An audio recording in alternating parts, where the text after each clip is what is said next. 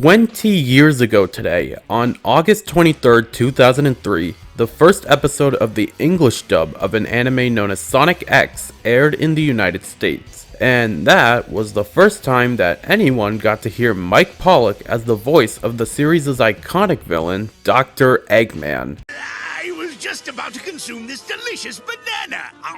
Tasty. And to this day, he is still at it as the voice of one of the most iconic villains in video games, being the longest running English voice actor in the entire Sonic series. A pleasure to meet you at last, Princess of Soliana.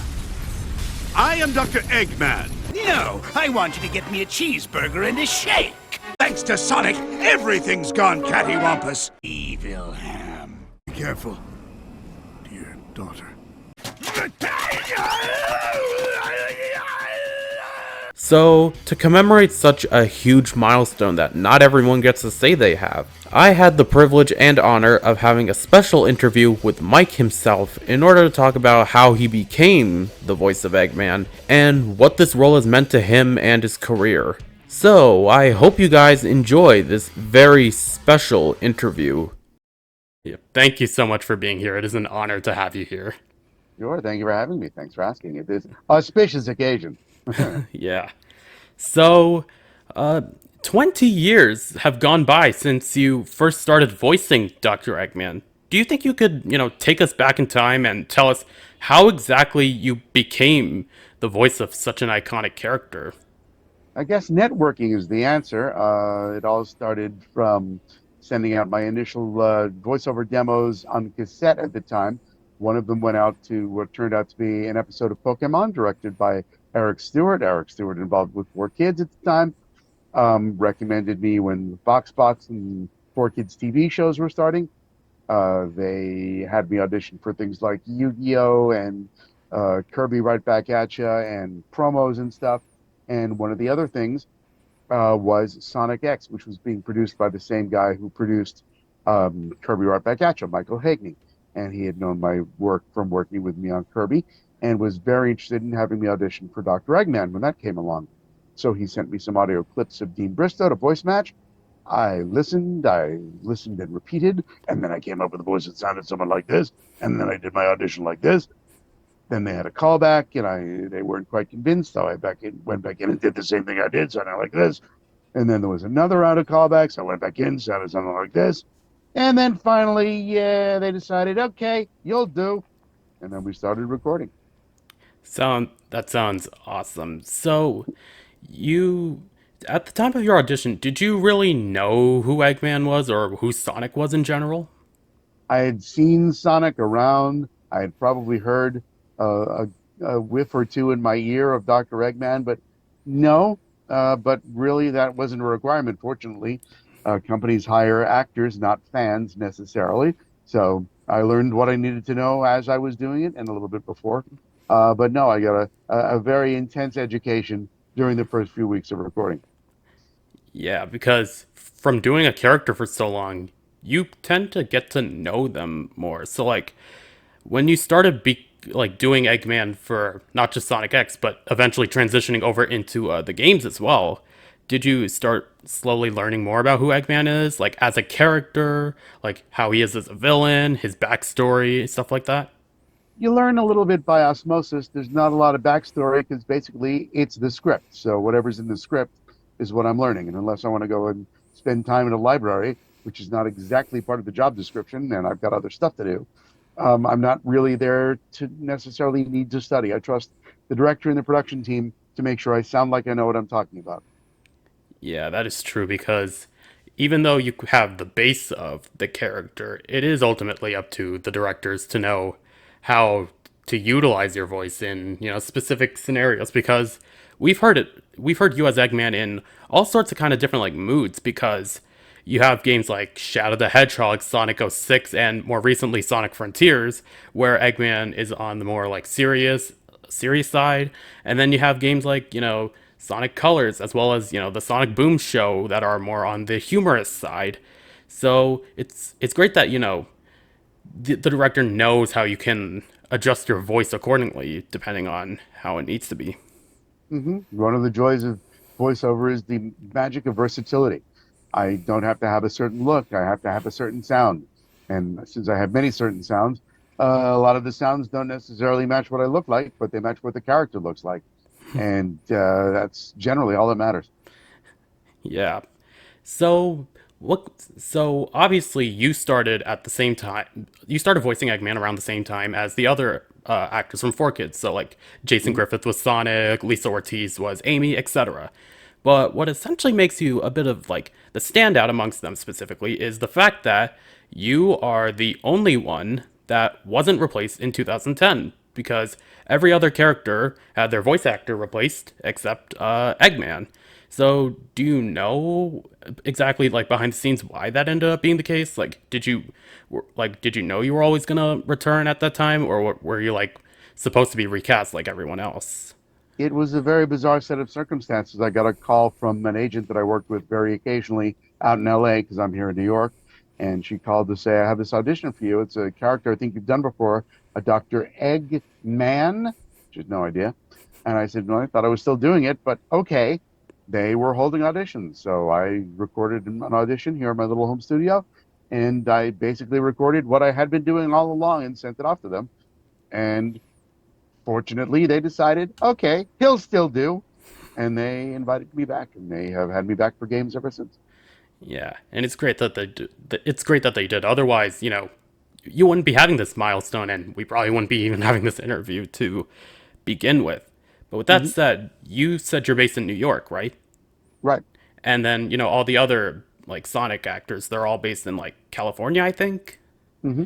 So how does that work? So are you like recording remotely for them, or like how does that process exactly work with you? Depends on the project. When we were all at Four Kids, we were all recording in New York.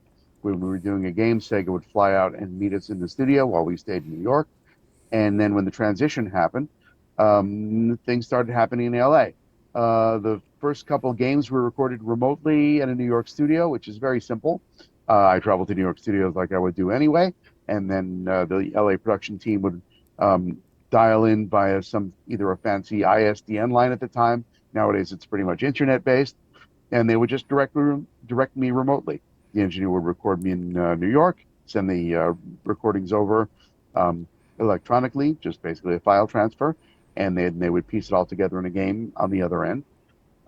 For things like Sonic Boom, the first few episodes of that we were workshopping, and they actually flew me out with a fancy business trip, and we all met together in a studio and got the bugs out for the first episode, a couple of recording sessions for that, and then some behind the scenes video things after that.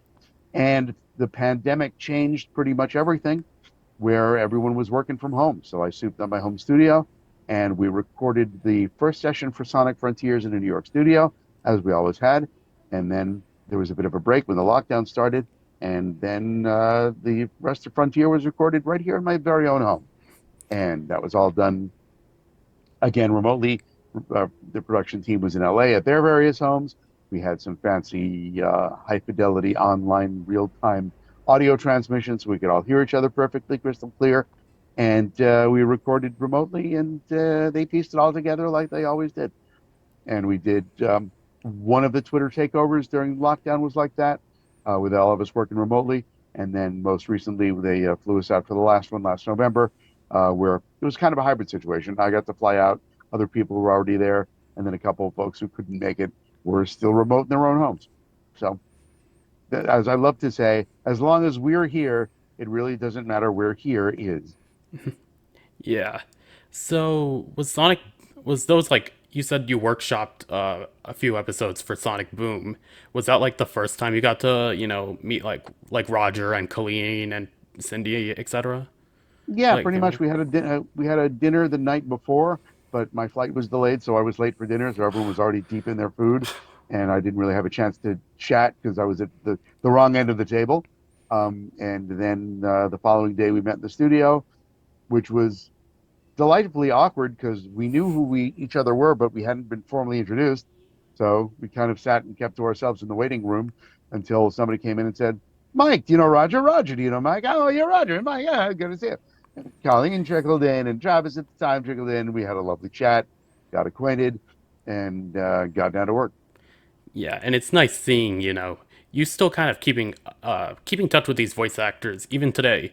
Like you Mhm. still I see you, you're at like cons and all that doing, panels with them, Mhm.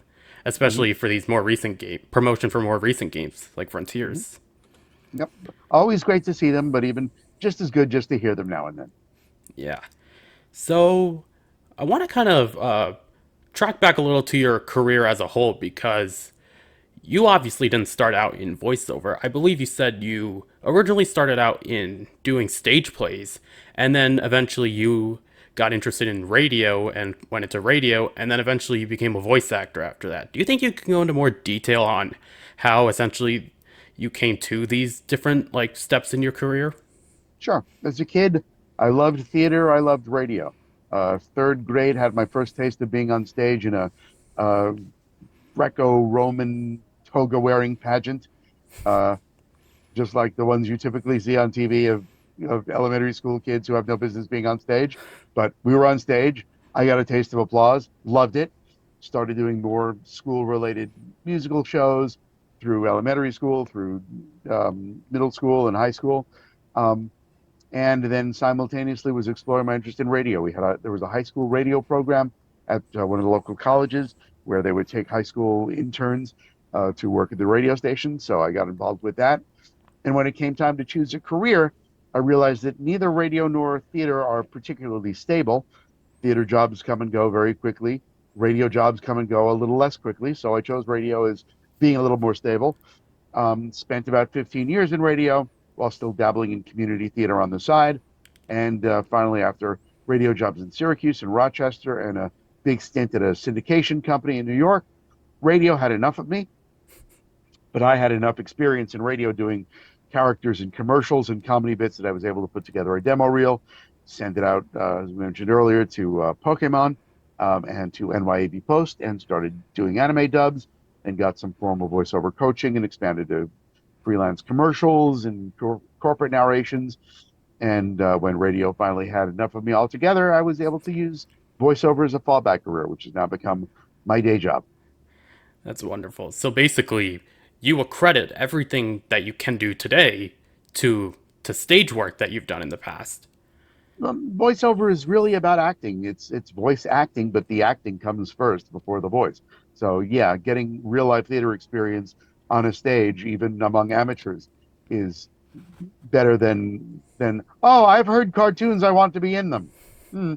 If you're in a studio, they're going to expect you to be an actor and be able to read a script cold without having seen it before and make it sound good the first or second time through. Not everyone can do that, and acting experience really helps with that ability. Yeah, because uh, nowadays we're seeing lots of like essentially the newer generation of voice actors popping up and getting all these roles. Mhm. So it kind of makes you wonder, how did they get into it? So would you necessarily say that you need stage experience to have like a sufficient voiceover career? It's a combination of having some innate skill and being able to practice that skill with other people. And the advantage to working on stage is you can work with other people in real time. Whereas when you're going to be in a voiceover booth, very often you're working alone.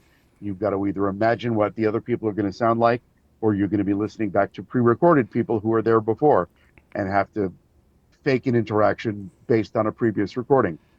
So it really helps to have real time stage acting experience to be able to. Acting is all about reacting. So you want to learn how to react with real people before. And then when you get into a booth and it's just you, your imagination can take over and fill in the blanks. So there are people that can figure it out. I figured out a lot on the job, just the technical aspects of voiceover. But really, the director works with actors, and the director will expect you to be some type of an actor. Because if you go in and freak out at the sight of a script, and everything you do sounds like you are reading the words from the script, your first session's not going to go well. Yeah, because even on stage acting, you have to be go with your voice because certain like characters from you may be playing a character from a certain time period, so you gotta adjust your voice as necessary. Maybe match the accent or maybe match how their personality would sound. Maybe you would even be playing multiple characters on stage, so maybe you have distinct voices for them. So And I can kind of see from your, experience as a voice actor how that translates into, because we've seen many different roles of you and they're all incredibly diverse. Thank you. They almost don't sound like the same person, even within the Sonic series itself. Hmm. Eggman is far from being your only role in the series, because you've got Gerald Robotnik, you've got Eggman Nega, you got Ella in Sonic X, you got Hmm. Fastidious Beaver and the Mayor in Sonic Boom, and Hmm. recently you were also the End in Sonic Frontiers. If Hmm. if you put voice lines of all those characters together, and then you ask someone, is this the same person, yes or no, they would probably say no. It just goes to show how much acting experience can really help in all different parts of the entertainment industry.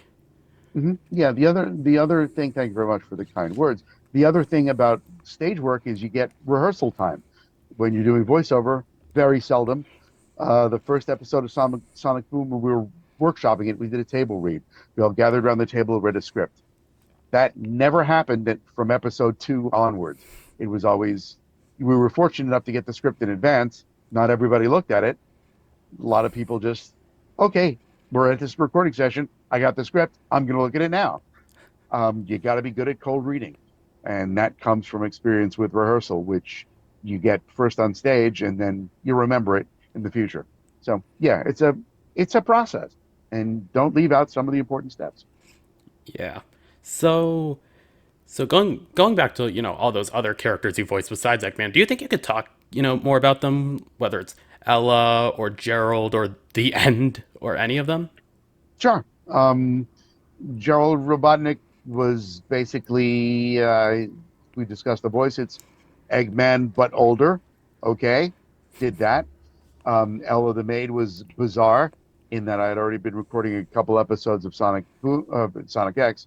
Which Sonic show is that? Sonic X. And the producer walked in and asked the director, "Have we cast anyone for Ella the Maid yet?" No. Why don't you have Mike try it? Huh? Okay, what'd you have in mind? Well, here's Ella the Maid. What voice would you give her? Well, I guess she would sound somewhat female and high pitched, and maybe have a vague Latina accent.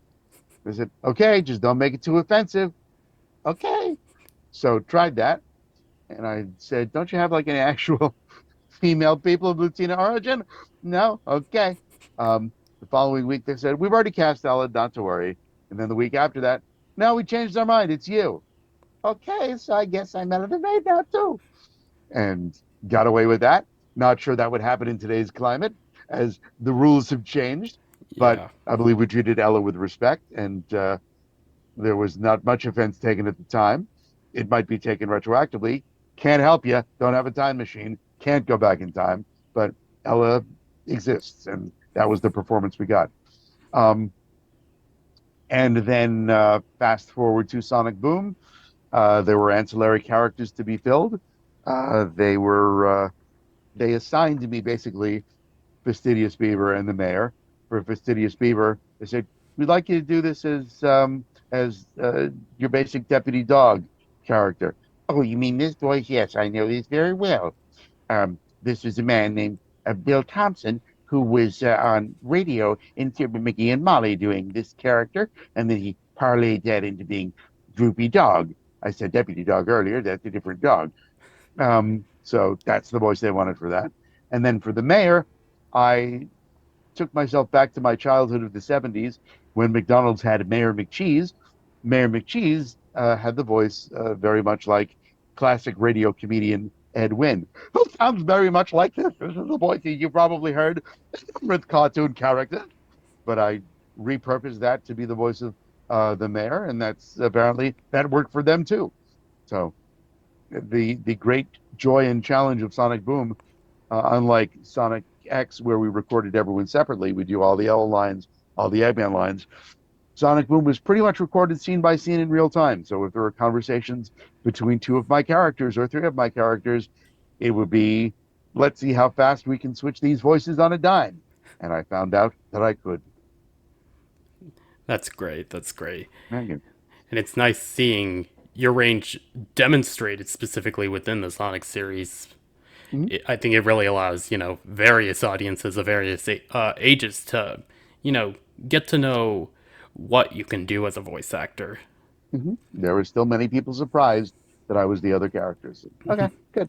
I guess that worked. Yeah. So you've obviously been in, the voiceover and entertainment industry as a whole for so long, Mhm. and we're seeing all these like new voice actors rise up and, starting to make their own careers, in various ways, basically. As someone who's been doing this sort of thing for a very long time, do you have any sort of like tips or advice that you would give to new voice actors or people that are looking to find something in voiceover? Learn about the whole process because it's not just, I want to do funny voices and I've got a free hour. It's a career, it's a livelihood, it's a small business. I am my own small business. I am a freelance independent contractor. I'm not a full time employee of any of the companies that you hear making cartoons and games. We, as actors, are freelancers. We work for whoever's willing to hire us, barring any exclusivity clauses in contracts. But I can work for Sega. I can work for Nintendo if they wanted me. I work for cartoons and video games and corporate narrations and commercials essentially on demand. If I'm booking, I booked a commercial the other day. It was one session, lasted 2 hours. That was the extent of the work. But I was counted as being a freelance employee at the time. Um, there's a great website, I want to be a voiceactor.com, that I will recommend. It's a lot of reading, but it's worth it to do a lot of reading. But you're going to have to learn about building a home studio, learning how to audition, learning how to submit the auditions to the right people, learning how to make a demo reel before you audition and get that in the right hands so people can hear it and figure out if they want to know who you are and or know more about you. um, Learning all about rejection because most of the auditions you do will go directly into someone's circular file, as we love to call the garbage. They said, nope, next. And the return on investment and the return on effort is very low. I will submit dozens of auditions and maybe book one of them. That's just the nature of the business. It's highly competitive, and they're looking for the right voice. It may not be yours, and it's a no just means not now. Keep auditioning. Someone will book you for something eventually. Um, get professional coaching if you can. It's an investment. If you can get mom and dad to front you some money to start your career, presumably you'll make back on that investment and be able to pay them back. But it's really, I got voiceover coaching. It helped immeasurably. I got demos out of it, and I got to send those demos out, and those demos have booked me a lot of work, along with the work that I've done with the auditions that I do that builds on that training that I got. But it is a long haul thing. When I'm not recording stuff and I am spending time auditioning. When we're done here, I got two auditions to do. I got some promotional material to do for an upcoming convention appearance. It's a lot of work. So you got to be ready to show up, do your job, give at least 100%, if not more. And if you're auditioning, hope that someone likes you. And if they don't, better luck next time. Yeah. All right. So, unfortunately, this meeting is actually running out of time because Okay. I only have the basic Zoom. But Gotcha. it's time for the $1 million question. As Mhm. since you've been doing the voice of Eggman for 20 years, do you own Dr. Eggman or Sonic themed merch in your home? There's a collection of stuff. Most of it's packed away because I rearranged the office and cleaned it up a lot. But I got plushies. I got the one thing that stays right here, front and center, the little head because is why not. But yeah, there's um, the articulated figures that were in this for Sonic X that were out. We've got some Sonic Boom figures. If there are new plushes that come out, I'll usually get some. Either they are gifted from the friendly folks at Sega, or if I see them in a store, or my son or daughter are out shopping in a toy store. Hey, Dad, want this? Sure, let's take that. But I don't have a nice display to show right now because space is at a premium. But yeah, there's stuff to have, but it's a fine line between collection and clutter. And I'm trying to stay on the correct side of that line. Cool. So it's great that, you hold this sort of connection to this character because you've been the voice of him for so long. So Sure. I guess to end it off on a rather non-Sonic note, Mhm. for people that want to, hear you in other things besides Sonic, you've mentioned, Pokemon and Kirby right back at you. You got any other, like shows or games you could recommend where people can hear you? Um, sure, if you can stand it. I am the voice of Caillou's daddy and a bunch of the other male characters in Caillou's New Adventures on YouTube. Yeah, most people hate Caillou. I get that. Sorry, and it's probably not targeted for the age group that we're talking to, but Yeah. still, it's work I've done, and I'm proud of it. There are also things like the infamous rat-tat-toying you can look up and laugh along at the mockbuster that people love to hate. Fantastic. Bunch of anime films that are out. If you can find the dubbed version of First Slam Dunk, not Duck, First Slam Dunk, which was in theaters, but it's getting harder to find. In fact, I was just looking for it to take the family to. Only the subbed version is out. I'm not in that. Um, but that's gotten a lot of positive reviews. Other anime films, including Promare, that was out a couple years ago, which I had the pleasure of being in. And I'm trying to think of, let's see, there's a new indie series that I'm working on called Chucky Chicken, and another one called Sliced Bread with one of the guys from the Chucky Chicken series that is coming out. And there's a bunch of commercials and stuff. Usually, if it shows up on YouTube, I will promote it on social media. So follow me on the app formerly known as Twitter at It's a Mike, and you'll see me talking about stuff. And then the play that I'm doing this week, which, depending on when this is released, it may have just ended. But last week of August, we have one more week of our play. And I'm trying to get people to come see me on stage in real life, doing what I used to love to do. Yeah, I would come because like I live in New Jersey, so it's not too far from New York, but like I hate New York traffic. I could not drive there if I wanted Under, to. Understood. Hop on a train or a bus if you can. I'll get you the cheap discount code, and it's a bus ride or a train ride, and then a subway, and you're there. So again, your choice. Can't force you, but if you wanted to go, I'd make it as quick and painless as possible for you. Sounds good. All right. Well, that's pretty much going to do it. So, Cool. once again, Mike, I just want to just thank you for, being here, being part of this series that's been part of my childhood for so long. And happy 20th Egg-versary, if you will. And Thank you. here's to hearing more of you as Eggman in the future. Thank you. I would be remiss by saying, if I did not say, be sure to thank the folks that hire me, and those are Sega who keeps calling. So they keep calling. I'll keep working as Dr. Eggman, and that is a tremendous honor and has Yeah. been for 20 years. Yep. Thanks to them as well. Mhm. So, with that, that's pretty much going to be the end of it. Excellent. So, yeah, thank you, Mike, and bye. Bye bye. Thanks so much.